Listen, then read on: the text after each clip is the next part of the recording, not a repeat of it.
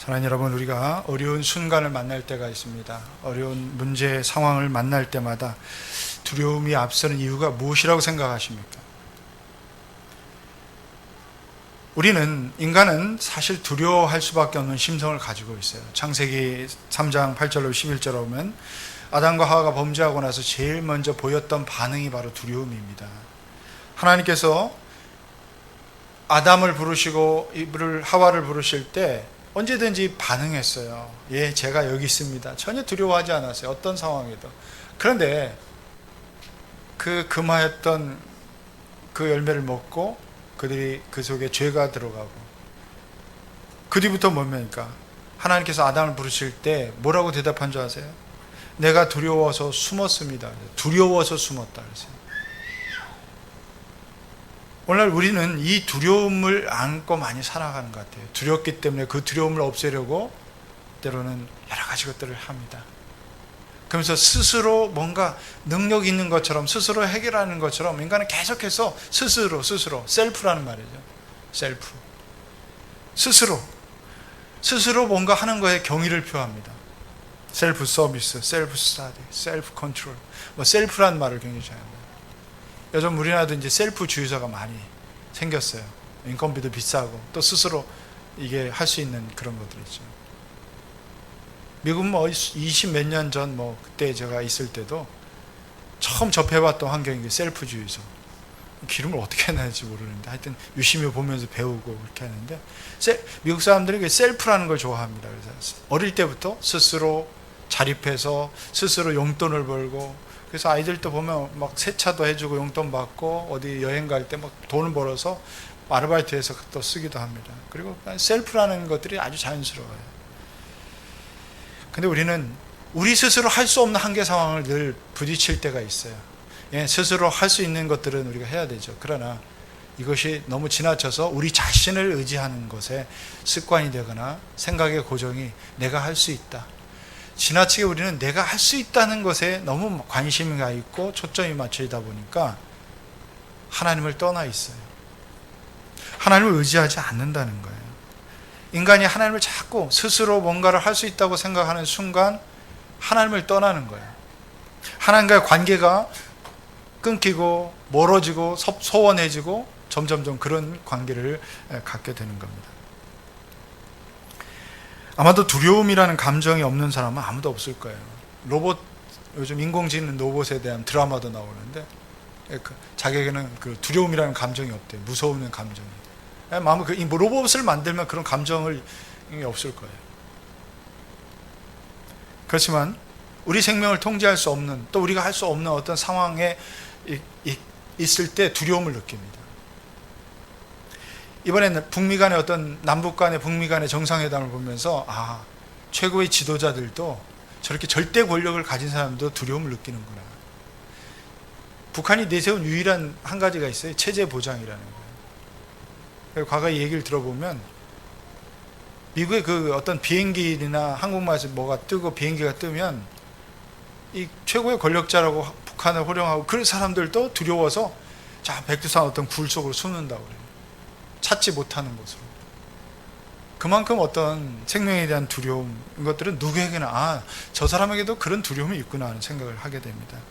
그래서 어떤 두려움, 절망적인 한계 상황 속에서 사람들은 자기 자신을 의지하다가 안 되면, 해결하다 안 되면 절망적인 상황을 만나고 감정을 느끼면서 피하긴 피하는데 스스로 어떤 극단적인 선택을 하기도 합니다. 그러나 오늘의 말씀을 우리가 읽다 보면 참 우리에겐 두려울 수밖에 없는 상황인데도 이런 상황이 있나? 이 시편에 보면 오늘 읽은 반면에 이런 상황이 벌어질 수도 있구나 하는 생각을 하게 돼요. 그런 상황에서도 두려워하지 않는 사람을 만나게 됩니다. 우리 함께 1절의 말씀을 다시 한번 봅시다. 시작. 하나님은 우리의 피난처시며 우리의 힘이시며 어려운 고비마다 우리 곁에 계시는 구원자이시니. 피난처시다. 우리의 피난처, 우리의 힘이시고 어려운 고비마다 우리 곁에 계시는 구원자, 어려움에서 건져내시는 구원자, 이런 표현이 되어 있어요. 그분이 누구라고요? 우리 하나님이시라고요. 우리 이 말씀에 중요한 두 가지 사실을 발견합니다. 첫째는 우리에게 피난처가 있다는 사실이에요. 두 번째는 그 피난처가 다름 아닌 우리가 믿고 고백하는 하나님이시라는 사실입니다. 피난처라는 말은 무슨 뜻이에요? 숨을 수 있는 장소라는 뜻입니다. 두려움이 없는 장소예요. 거기 숨으면 두렵지 않아요. 왜 숨습니까? 분명하게는 내 힘으로 감당할 수 없는데 그 뒤에 숨은 저 사람은 이 문제를 해결해 줄 수 있고 이것을 감당할 수 있고 내가 숨으면 안전하다는 믿음이 있기 때문에 숨는 거예요. 우리 어린 자녀들을 이렇게 우리 어릴 때 보면 부모님 손잡고 가다가 길에서 어떤 사나운 개를 만나거나 사나운 짐승을 만나거나 이럴 때 어떻습니까? 얼른 엄마 뒤에 숨어요. 치마 보고 푹 숨습니다. 왜 그래요? 적어도 숨으면 내가 안전하다는 거예요. 누가 저를 공격하도 내가 이 엄마 품에 숨기고 뒤에 아빠 품에 뒤에 숨으면 내가 안전하다는 안도감이 있기 때문에 얼른 숨어요. 피하는 거죠. 우리가 가끔 만나는 사람 중에 자기 자신을 도피처로 생각하는 사람도 있어요. 자신을 그만큼 신뢰하고 있다는 거예요. 그러나 항상 자기 뜻대로 세상 일이 되는 건 아니잖아요. 내 뜻대로 내 마음대로 되면 모든 것이 그렇게 된다면 얼마나 좋겠어요. 그러나 우리는 많은 것들이 내 뜻대로 되지 않는 것을 내 뜻대로 되는 것보다 훨씬 더 많이 경험하면 안 되는 것들을 경험하며 삽니다. 자기를 싫도록 신뢰하던 사람들, 우린 능력 있는 사람이라고 평가하고 그런 사람들 참 잘 산다. 능력 있다. 근데 어느 날 아무것도 할 수 없는 자기 힘으로 어떻게 해볼 수 없는 그런 상황을 그 사람들이 만나게 될 때 절망하게 되죠. 여러분 정말 하나님을 의지하는 사람은 그렇지 않습니다. 힘들고 어려운 상황은 누구에게나 닥칩니다. 어려움 만납니다. 그러나 성도는 두려워하지 않습니다. 피난처이신 하나님이 계시고 그 하나님이 피난처이시고 하나님께 피할 수 있기 때문입니다. 그분 안에 우리가 산다는 건, 그분 안에 피한다는 것은 우리의 구원자가 계시고 그분이 우리의 구원자, 우리의 보호자가 되신다는 그 믿음 때문입니다. 하나님은 우리의 피난처시다. 사랑하는 여러분, 오늘 이 피난처이신 하나님을 여러분이 주목하시기 바랍니다. 피난처 되시는 하나님을 향하여 눈을 드시기 바랍니다. 어려운 상황과 문제를 계속 쳐다보면 계속 두려움이 생겨요. 그러면 그때 어떻게 피합니까? 나의 보호자 되시고 나의 힘이 되신, 나의 피난처 되신 하나님께 우리의 시선과 마음을 돌리는 거예요. 우리가 아무리 작은 문제 같아도 점점점 그 문제에 집중하고 힘들다고 여기고 그 문제가 막 하다 보면 이 문제가 이만했는데 점점점 이 정도로 커져요. 이번 처음에부터 스트레스가 막 찾아오는 건 아니에요. 어떤 문제? 처음에는 작게 찾아와요. 근데 점점 그 문제에 집착하고 안 된다 하다 보면 어느 순간 이것은 엄청난 무게로 나를 짓누르는 걸 봅니다. 어느 때는 이제는 정말 어떻게 할 수 없는 그런 상황이 벌어집니다. 그때 피해야 돼요.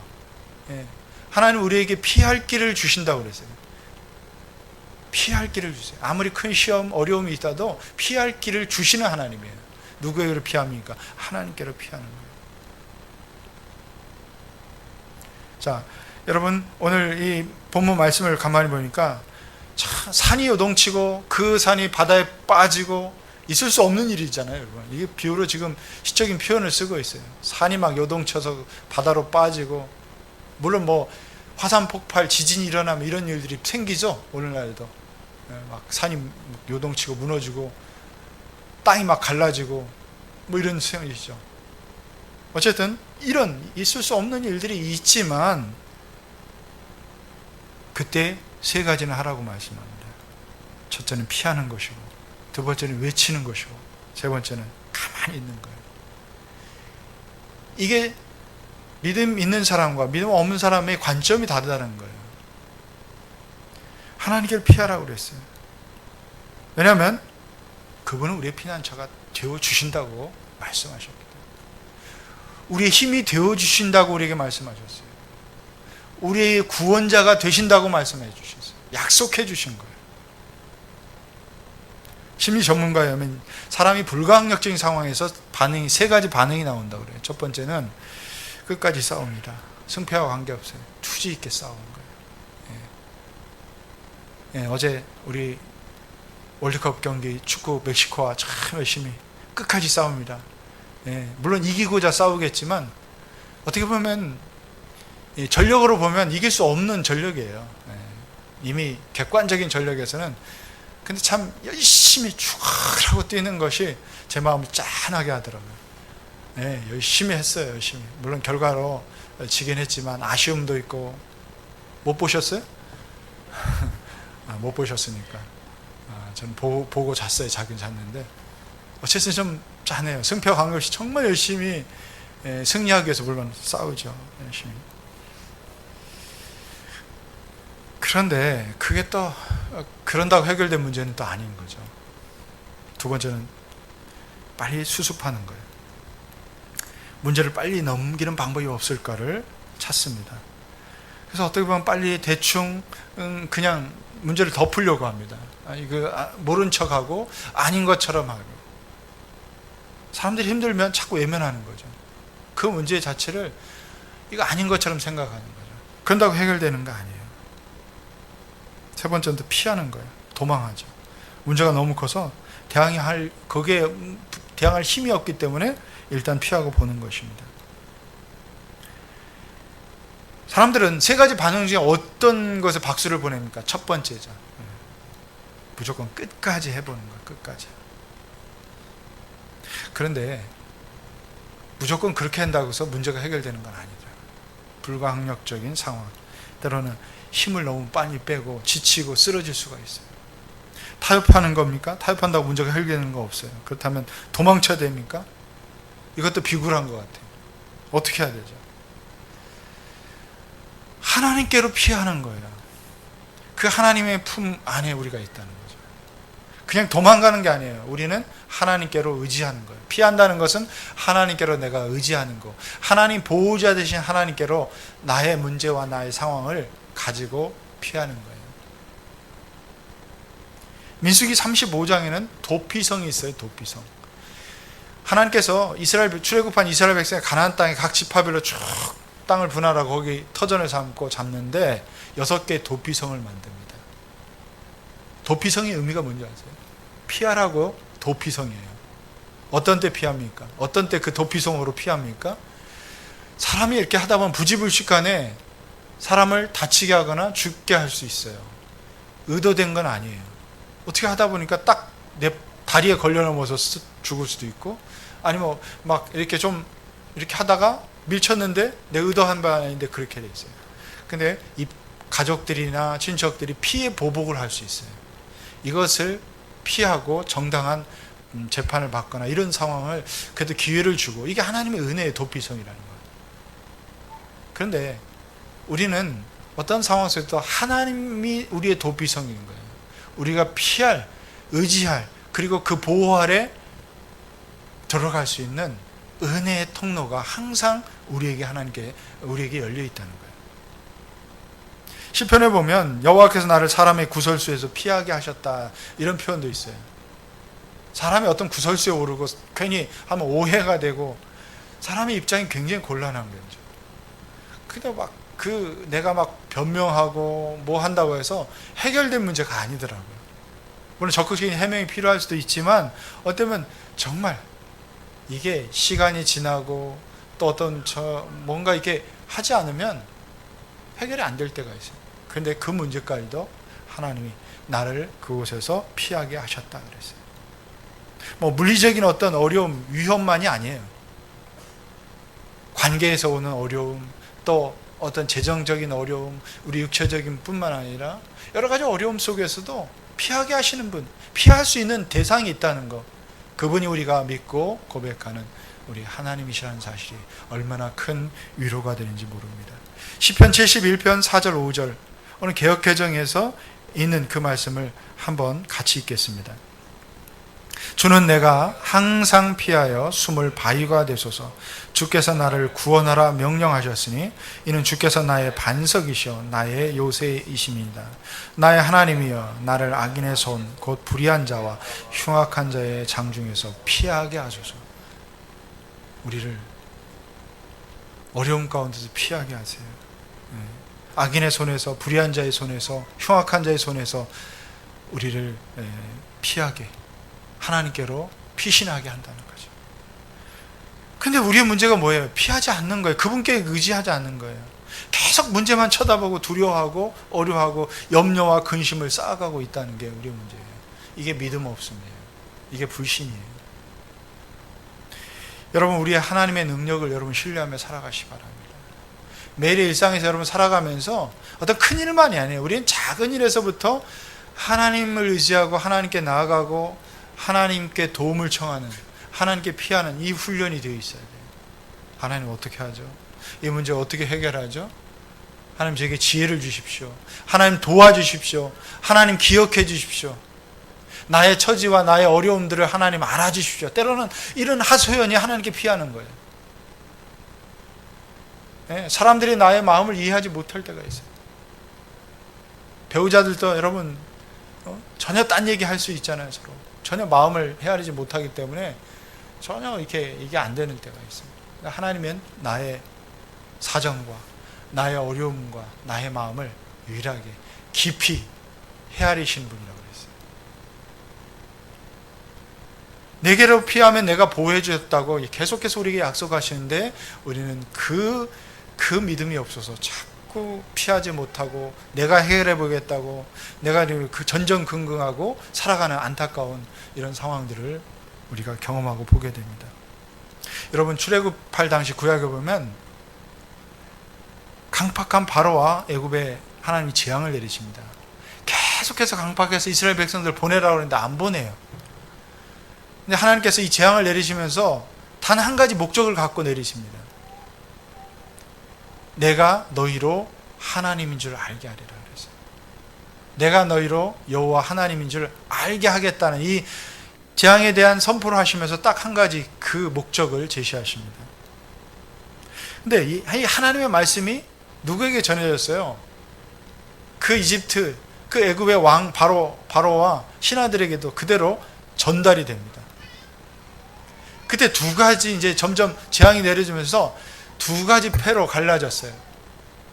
이 애굽의 신하들 중에서도 하나는 그래 맞아. 정말 내가 몇 번 경험해 보니까 하나님이 살아계시는구나. 그 하나님이 이렇게 하실 수도 있구나. 그 말씀은 틀림없어. 이미 하신 말씀은 틀림없어. 이렇게 믿고 자기의 가족, 자기의 들에 풀어서 먹이는 가축들까지 다 이 우박과 불이 내리는 그 속에서 다 피하게 합니다. 어디로? 집으로 다 피하게 합니다. 그 사람들은 살았어요. 근데 하나님이 살아계신 그 말씀 무슨 소리야? 이걸 믿지 못하고 무시했던 애굽 사람들, 그 신하들, 가축들 큰 피해를 봤죠.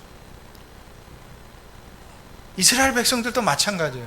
믿지 않은 사람들은 그것을 신뢰하지 못한 일은 하나님께로 피하지 못한, 하나님께 피한다는 것은 하나님 말씀을 의지해서 그 말씀대로 될 것이라고 믿고 순종하는 거예요. 그걸 순종했던 사람들은 그 재앙으로부터 피했습니다. 그 위험으로부터 하나님이 건져주셨어요. 그러나 그것을 하지 못한 사람들은, 믿지 못한 사람은 그 재앙을 받았어요. 그 마지막 10번째 재앙은 뭔지 아세요? 장자의 죽음이었어요. 마지막에 가장 끔찍하고 가장 어려운. 그런데 6월절 어린 양의 그 문설주의 피해를 문설주에 바른 사람마다, 그 안에 들어가는 사람마다 다 산다고 말씀하셨어요. 그건 이스라엘 백성들에게 뿐만 아니에요. 그 이집트의 그 백성들에게도 동일하게 적용될 수 있었어요. 다 그렇게 순종하고 믿었고 그렇게 피한 사람은 다 살았어요. 오늘 읽은 시편 45편 10절에 보면 너희는 잠깐 손을 멈추고 내가 하나님인 줄 알라 그랬어요. 애굽에서 그 이집트에서 출애굽할 때 홍해가 앞을 다 가로막았어요. 뒤에는 바로의 군대가, 바로가 변심해서 군대를 보내서 이제 다 막 추격해서 다 죽이려고 쫓아오고 있어요. 군병과 수많은 군대로 쫓아오고 있어요. 그 이스라엘 백성들이 얼마나 두려웠겠어요.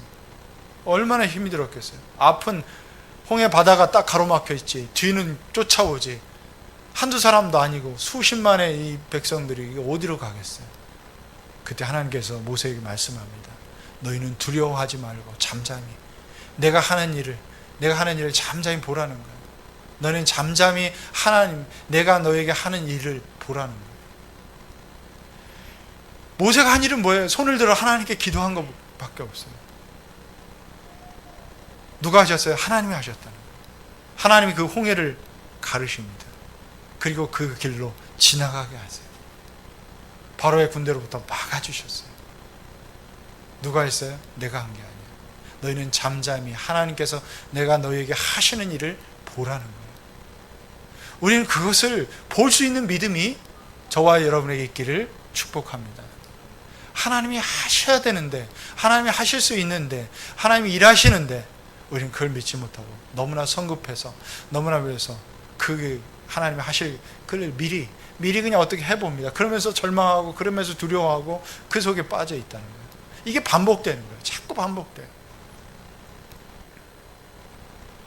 하나님께 뭐 큰 어려움이 생길 때마다 그런 사람은 믿지 않는 사람들도 다 합니다. 하나님 혹은 부처님 혹은 뭐라도 찾아요. 뭔가 이렇게 의지하게 됩니다.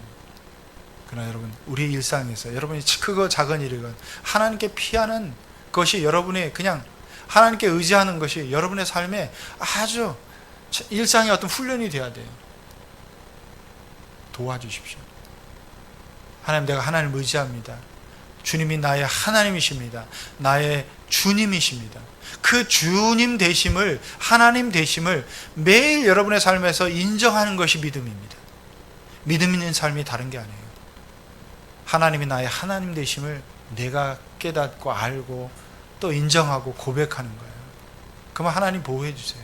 하나님 도와주세요. 우리가 할 수 있는 일이 무엇이겠습니까? 그분이 나의 피난처 되심을 신뢰하고 그분을 의지하는 거예요. 근데 의지하는 것뿐만 아니라 그 다음이 더 중요합니다. 하나님께 구하고 기다리는 거예요. 하나님이 일하실 것을, 하나님이 여기서 하실 것을, 하나님이 도와주실 것을, 이 문제를 해결해 주실 것을 여러분이 기대하고 구합니다. 그리고 기다려야 돼요. 이길 수 있는 힘을 달라고 요청합니다. 이길 수 있는 힘을 그분이 공급해 주세요. 우리의 모든 힘의 공급은 하나님께부터 와야 돼요. 내 속에서 나오는 힘이 있지만 이거 가지고 우리가 무엇을 할 수 있겠어요? 하나님께서 내게 주시는 능력, 하나님께서 내게 주시는 은혜, 그 힘이 공급되어서 사도 바울이 고백한 것처럼 내게 능력 주시는 자 안에서 내가 모든 것을 할 수 있습니다. 방점이 어디 있어요? 내게 능력 주시는 자 안에서, 거기에 있어요. 내가 모든 것을 할 수 있다는 것에 방점이 있는 게 아니에요. 내게 능력 주시는 자 그 안에 내가 있기 때문에 내가 할 수 있는 거예요. 이게 신앙을 가진 믿음의 고백인 겁니다. 저도 살다 보면 제 힘으로 어떻게 해볼 수 없는 상황들을 만납니다. 혼자 감당할 수 없는 교회 문제들이 있어요. 제 개인의 문제로 다가오기도 하고, 자녀의 문제이기도 하고, 어려움이 육체적인 어떤 문제일 수도 있어요. 그때마다 그 문제를 정말 가지고 주님께 요청합니다. 구합니다. 간절히 구해요. 구하고 나면 기대가 됩니다. 맡기고 나면 마음이 평안히 찾아와요.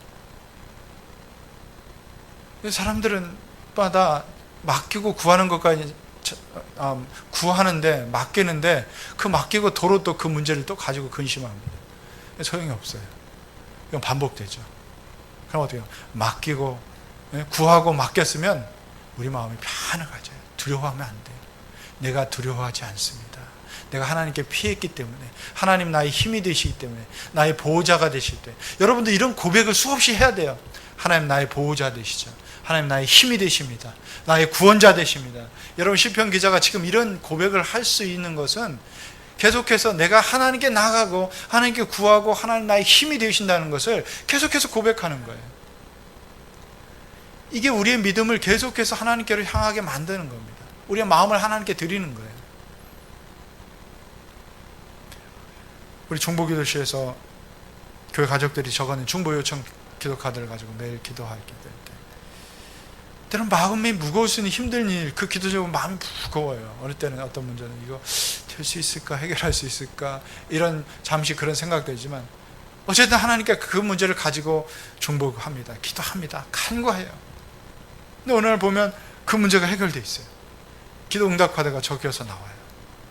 물론 어떤 때는 내가 원하는 때에 내가 원하는 방식으로 되지 않을 수 있어요. 나중에 시간이 지나고 보면 알게 되더라고요.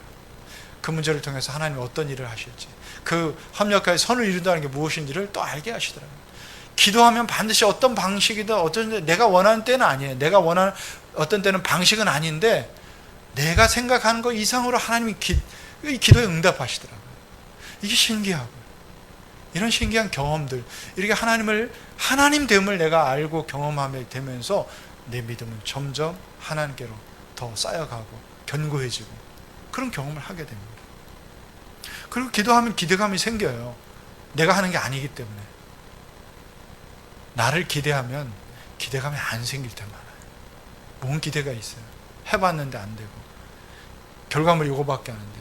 근데 그 크신 하나님이 나의 주님이 되어주시고 나의 하나님이 되어주시기 때문에 내가 하나님께 맡기고 하나님께 구하면 너희는 잠잠히 기다리라는 거예요. 내가 할 것이다. 그 하나님이 역사하신다는 거예요. 때로는 아무 일도 없는 것처럼 보입니다. 아무 대책도 없는 무능한 사람처럼 우리가 보일 수 있어요. 그러나 저는 기도하고 잠잠히 기다려야 한다는 것을 하나님이 저에게 말씀해 주십니다.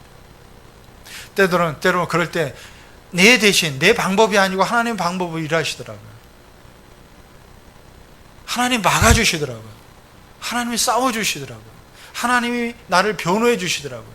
나를 위해서 변호사처럼 나의 것들을 변호해 주시더라고요.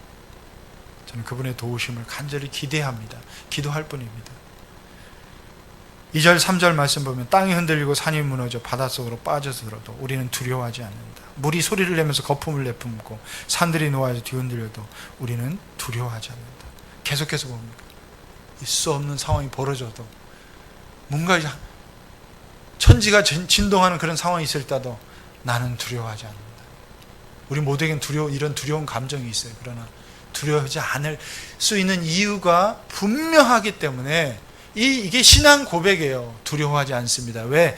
우리는 하나님께 피하고 하나님이 일하시고 하나님이 우리의 보호자 되시고 우리 힘이 되어주시기 때문에 그렇게 나는 하나님을 의지하며 나아간다는 거죠. 5절 말씀 함께 읽습니다. 5절 말씀 시작. 하나님이 그 성 안에 계시니 그 성이 흔들리지 않는다. 동틀녘에 하나님이 도와주신다. 하나님이 그 성 안에 계시니 그 성 안에 계시니 하나님이 여러분의 가정 안에 계시니 하나님이 이 교회 안에 계시니 우리가 두려워하지 않습니다. 하나님이 오늘 내 안에 계셔서 성령께서 나의 하나님이 되시고 내 안에서 사시기 때문에 내가 두려워하지 않습니다. 하나님이 함께 계시기 때문에 우리가 두려워하지 않습니다. 하나님이 함께 계심을 여러분이 믿기 때문에 여러분 내가 아니라 하나님이 일하시는 것을 경험할 수 있어요. 그 안에 계시다. 자기 힘으로 세상을 이기고 승리하는 삶을 살아가는 사람이 어디 있습니까? 아무도 없어요.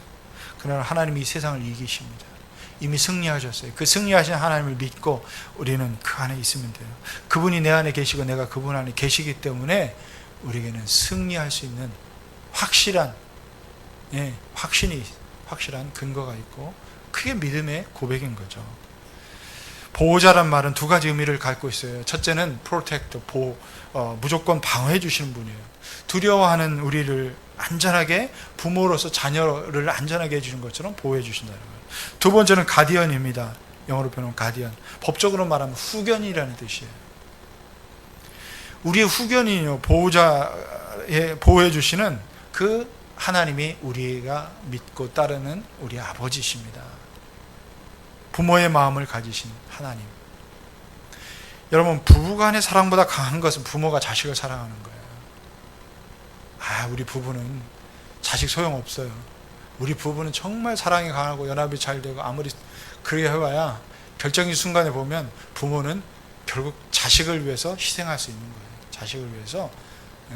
여러분 그렇죠? 남편보다 자식을 선택할 수 있죠? 아내보다 내 자식의 어떤 것들이 있습니다.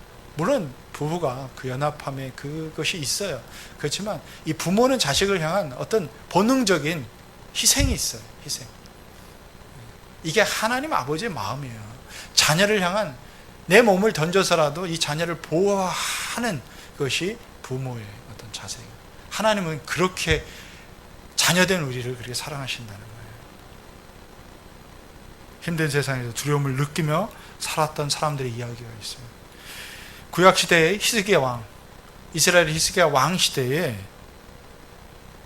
바벨론이 세상을 바벨론 제국이 통치하기 전에 아수르 제국이 그 지역을 통치하는 세계사의 강력한 제국이 등장했던, 고대 제국이 등장했던 나라 중에 하나가 이 아시리아예요. 아수르. 그 산헤드립 왕이 18만 5천 명의 군대를 이끌고 그 자그마한 예루살렘 성을 완전히 포위했어요. 18만 5천이 포위하면요, 예루살렘 성 몇 겹으로 포위할 수 있어요. 몇 겹으로 포위할 수 있어요. 이렇게 팍 포위되는 거예요. 얼마나 공포를 느꼈어요. 얼마나 큰 두려움을 느꼈어요. 세계 최강의 무기와 세계 최강의 군대예요. 그 앞에 다 이집트도, 그 강대국 이집트도 두려워서 떨었어요. 그때 할 수 있는 게 뭐 있어요? 성 안에 갇혀있는 이스라엘 백성과 히스기야 왕 뭘 했습니까? 성전에 나가서 히스기야 왕은 그 시간에 기도를 합니다. 하나님 도와주십시오. 내가 하나님께로 피합니다. 이 나라 민족, 이 백성을 불쌍히 여겨달라고. 열왕기하서 19장 14절부터 기록된 내용이 바로 그 위기 상황을 맞았던 히스기야 왕의 기도문입니다. 피난처 대신 하나님께 도움을 요청했어요. 하나님은 히스기야 왕의 기도를 들으셨어요. 그 밤에 하나님이 도우셨어요. 그 새벽에 하나님이 도우셨어요. 성을 포위하고 있던 아시리아 병사들의 눈을 가리십니다. 그들이 물러가게. 사람의 힘으로는 대적이 될 수 있는 게 아니었어요. 이스라엘의 군대는 그들의 앞에는 조족지혈이에요. 세 발의 피예요. 될 수 없는 거 하는데 하나님이 하셨다는 걸 그들은 눈으로 경험하고, 하룻밤 자고 났더니 한 건 뭐였어요? 하나님께 기도할 뿐이었어요. 하나님께로 맡길 뿐이었고 하나님께로 의지할 뿐이었는데 그 문제를 해결해 주셨다는 거죠. 이 시편에 기록된 이 하나님의 일하시는 모습, 이 46편이 바로 그것을 회상하면서 쓴 시예요. 오늘도 하나님을 경외하면서 살아가는 모든 사람들이 세상의 문제 앞에 두려워하지 않습니다. 여러분, 우리가 정말 두려워하는 것, 해야 될 것은 하나님이에요. 내가 하나님 앞에 범죄치 않도록 나를 정말 지켜보시고 주목하시는 하나님의 그 눈길을 두려워해야지, 사람을 두려워하고 문제를 두려워하고 상황을 두려워하다 보면 우리가 그 두려움에 질식돼요. 근데 우리가 하나님을 두려워하면 우리 영혼이 맑아져요. 하나님을 두려워하면 우리가 범죄치 않아요. 하나님을 경외하게 되면 이 두려움은 경외감으로 바뀌어야 돼요. 하나님을 경외하게 되면 우리는 그 하나님의 보호 아래 평안을 누리게 됨을 믿으시기 바랍니다. 우리에게 평안이 왜 없어요? 문제 앞에 두려워하고, 상황 때문에 두려워하고, 그것을 사람 때문에 두려워하고, 그것이 우리를 늘 평안하지 못하게 만드는데, 우리가 하나님께로 피하고 하나님께 구하고 하나님이 하실 것을 기대하면 그 보호 아래 있기 때문에 우리가 평안을 누리는 그 복된 삶을 우리가 살아갈 수 있는 것입니다. 환난 중에 만날 우리의 큰 도움이 되시다. 주저하지 말고 그분께 피하십시오. 어려워하지 말고 하나님께 구하십시오. 그리고 하나님께서 일하실 것을 기대하십시오. 이것이 신앙의 가장 왕도예요. 왕도. 우리 신앙의 일에 다른 게 없어요. 하나님께로 의지하고 하나님께로 구하고 하나님이 하실 것을 기대하면 돼요. 말씀 맺습니다. 미래를 예측할 수 없는 상황, 우리를 두려움에 빠지게도 합니다. 우리 속에 근심, 염려의 바이러스를 때로는 사단은 심어 놓습니다. 그래서 계속 사람을 두려워하게 하고 상황을 두려워하게 합니다. 문제를 두려워합니다. 나 육체적인 문제에 자꾸 근심하게 합니다. 우리의 미래에 대한 두려움에 자꾸 빠지게 합니다. 내가 이렇게 살아서는 과연 잘 살 수 있을까? 내 몸 이래서는 어떨까? 또 상황이 이럴까? 앞으로 미래 뭘 어떻게 하지? 이런 두려움의 염려들은 계속해서 사단은 우리에게 두려움과 염려 속에 계속 빠지게 하는데, 여기서 벗어나야 됩니다. 다른 게 벗어날 수 있는 건 아니에요. 하나님께 그냥 피하기만 하면 돼요. 하나님께 나가기만 하면 돼요. 하나님께 구하면 돼요. 그리고 하나님이 하실 것을 기대하면 우리 마음에 평안이 찾아옵니다. 두려움에서 벗어날 수 있는 거예요. 11절 만군의 주님이 우리와 함께 계신다고 그랬어요. 만군의 주님이 우리와 함께 계신다. 이것이 저와 여러분에게 힘이 되고 위로가 되고, 하나님이 나와 함께 계시기 때문에 내가 두려워하지 않습니다. 이 문제 앞에 굴복하지 않습니다. 이 상황 앞에, 그 사람 앞에 두려워하지 않습니다. 이것 때문에 두려워하지 않습니다. 우리는 하나님께 피할 수 있고, 하나님이 나의 보호자 되시고, 하나님이 그 문제를 해결하실 뿐이기 때문에 이 믿음으로 고백하시는 저와 여러분, 그런 삶을 두려움 없는 평안 가운데 하나님을 피난처로 삼는 여러분의 삶이 되시기를 축원합니다. 기도하겠습니다.